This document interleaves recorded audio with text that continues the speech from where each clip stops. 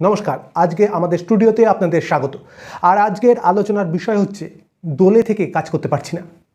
একদম, আমি আজকেই দোল ত্যাগ করছি, কারণ আমি দোলে থেকে কাজ করতে পারছি না। দোলের দিন আমি যেখানেই কাজে বেরাচ্ছি, লোকে আমার গায়ে রং ছিটিয়ে দিচ্ছে, কোনো কাজ করতে পারছি না। এই এদের না এক সমস্যা, ক্ষমতায় আসার পর থেকে অভিযোগ ছাড়া কিচ্ছু ঠিক করে করেনি। আরে মশাই, দোলের দিন রাস্তায় বেরোলে আপনার গায়ে রং ছিটাবে না, কি বলেনি স্প্রে ছিটাবে? ছিটালে কিন্তু খুব একটা মন্দ হয় না, কি বলেন? না না, রং ছেটানোতে আমার কোনো আপত্তি নেই না, কিন্তু সবাই মিলে একটাই কেন রং ছেটাচ্ছে? কেন সবাই জানে না আমি আজকে এই রঙে আছি, কালকে ওই রঙে, পরশুদিন সেই রঙে? নিজেরই রঙের কোনো ঠিক নেই, এদিকে আমাকে একটা রঙের স্ট্যাম্প মেরে দেওয়া হচ্ছে। This is wrong. এটা বিরোধীদের চক্রান্ত। দেখেছেন তো, রং নিয়ে এখানে রঙ্গ করছে।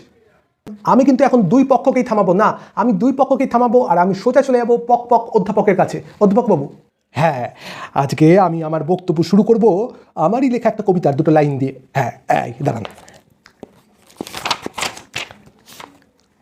মিষ্টি, হ্যাঁ, এই যে শুরু করছি। হ্যাঁ, দোলে দোদুল দোলে ঝুলনায়, দোলে দোদুল দোলে ঝুলনায়, দোলে কৃষ্ণ দোলে ঝুলনায়, দোলে রাই দোলে ঝুলনায়।